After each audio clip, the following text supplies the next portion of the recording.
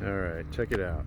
It is the middle of August, and today I'm going to talk to you about my Jujube tree. This is a Li variety, and if you're thinking about one of these trees, I just want to point out a few things just so you're aware. First thing, just check out the growth habit on it. So this thing's probably close to, close to 15 feet tall. Maybe a little less than that, but a lot of that, almost all of that, is new growth. I came in and trimmed it right about there, at about the 5 foot mark in the winter time when it was dormant, and then the rest of that is all new growth. That's how fast this thing grows. And so just kind of compare the upright growth pattern of that versus my mulberry tree. The mulberry tree puts on about the same amount of growth, pretty close to it anyway, but you can see it's much wider. That tree's about as wide as it is tall. Just much more of a bushy growth habit than this. So this one of the things I like about it is it does not take up a ton of real estate because it is shooting up. So come in here, I'll show you where I cut it off last year, so you can kind of see what I'm talking about. Cut it off right here. That's about it. Oops. It's right about the 5 foot mark, maybe a little bit less than 5 feet. And then so you can see this and this are new growth just from this one growing season, and it just goes up and up and up. So very, very well growing tree here. And these trees are hardy from zone 6 to zone 10. But if you go and you look at some of the different people on YouTube that have these trees, you'll notice there's a lot of difference between a tree growing here in zone 9 versus something growing in like zone 6 or 7 where it doesn't get as hot. So really one of the keys to this tree really being a heavy grower like this is just being in a hot climate. It needs it. So if you look at the foliage, it's very, very pretty. It's like a glossy green, just a real vibrant color. And I love the way this tree looks. You can see it gives a lot of fruit. There's fruit all over this thing. The birds do enjoy them, so it's best if you can protect them.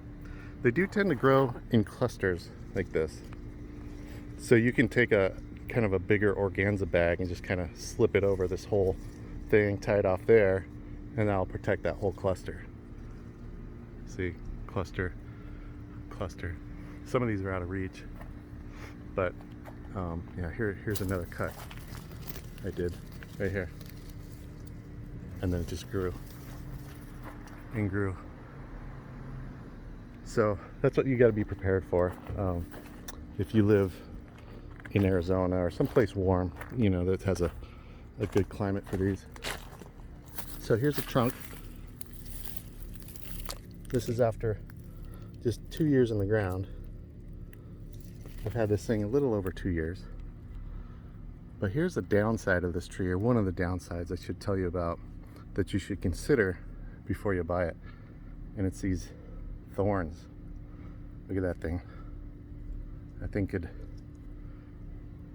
go all the way through your hand, if you had the right foot. It's probably not strong enough, but they're definitely long enough. And it's a good thing. That's one of the reasons I like that this grows upright more so than out.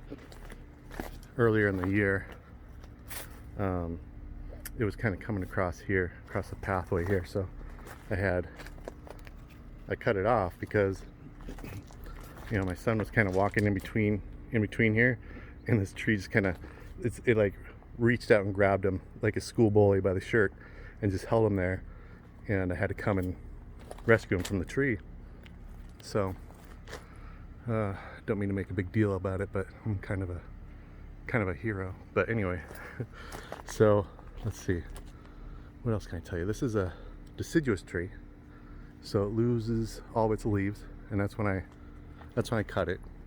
That's usually one of the first ones to go to sleep, and it is the last one to wake up.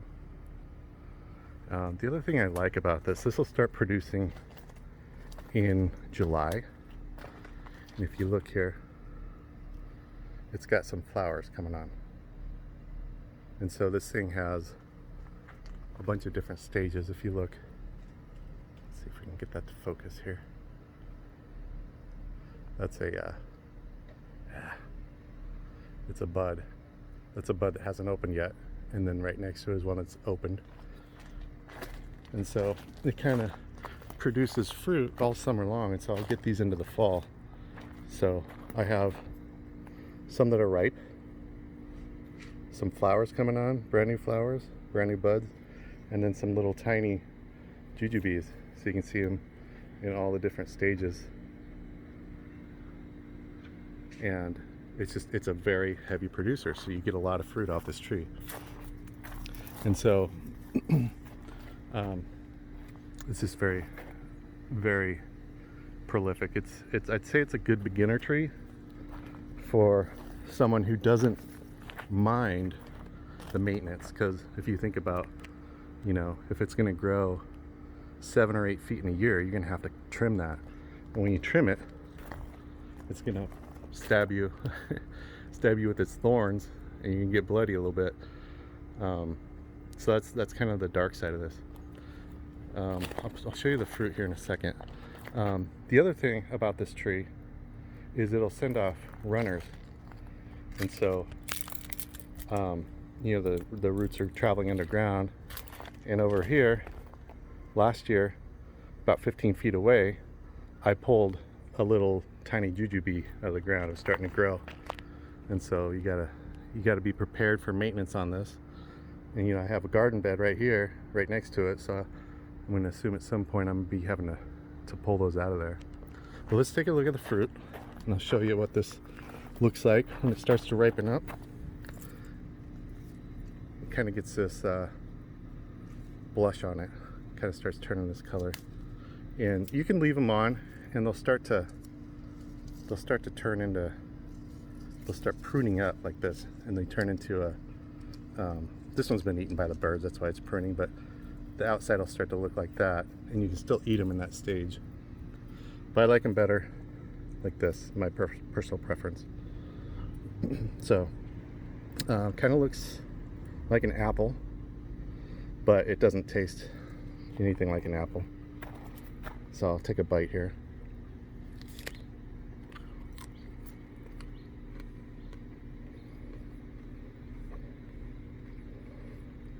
That's really good. I like these. These are, you know, when you bite into it, it does have the texture of an apple, and a lot of people compare these to apples. But imagine if you took an apple and you removed all the juice, because you can see it's not a real juicy fruit. So imagine an apple this kind of dry, and then imagine taking all the sweetness out of it, so it's kind of bland. But then you add maybe a couple drops of honey on it, and it has the honey. It has kind of a honey flavor. So actually, I really like these. They have it's just a subtle sweetness. It's not overpowering. You know, as gardeners, we kind of tend to love our fruit and rave on about how good they are, and I do love these. But when I share these with people, speaking of sharing, got someone here wanting that. When I share these with people, like at work or whatever, that they've never heard of a jujube, they don't necessarily like them. You know, they're not. It's not a polarizing fruit that people are like, "Oh God, I hated that." It's nothing like that. But it's just kind of bland, and so people don't necessarily like them. But I've had a few of these. It did produce the very first year, and I've really grown to love them.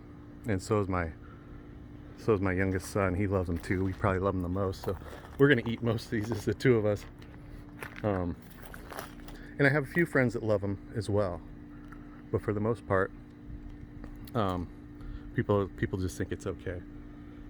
So anyway, so that's it. So just something to consider. If you want one of these trees, just recognize if you're somewhere really warm, you know, you're gonna have all this to maintain, you know. And I'm gonna keep this at, I'll keep pruning it back to 5 or 6 feet every year, and every year it's gonna grow like this. And then I gotta figure out what the heck am I gonna do with all those branches. The leaves will all fall off, and I'll compost those, but the branches are more difficult to deal with, just with all the thorns on them. And then the other thing is, you just got to be ready for the runners. You know, if you don't mind these things popping up in your garden bed and having to pull them out, then this might be a good tree. Good tree, great starter tree. Like I said, it produced in the first year for me, and now it just, I mean, I don't know if you can see the fruit. They're everywhere on this tree. It gives you what you want, you know. So it's a tree that can tolerate our winters, loves our heat. So, and it just doesn't take a lot of care. I do water it plenty, in hopes of keeping those runners to a minimum. I'm hoping that the roots will go down deep rather than trying to spread out. So anyway, that's it. That's my Li Jujube. I should say also it's self-fertile. I can't imagine having 2 of these trees in the yard. If you do plant one, it's probably a good idea to put it kind of out of the way somewhere that doesn't get a lot of traffic, just because in the summertime when it's booming like this, you're probably going to end up getting stuck, poked a couple times. So there you have it. This is the Li Jujube. Hope you enjoyed the video. Thank you.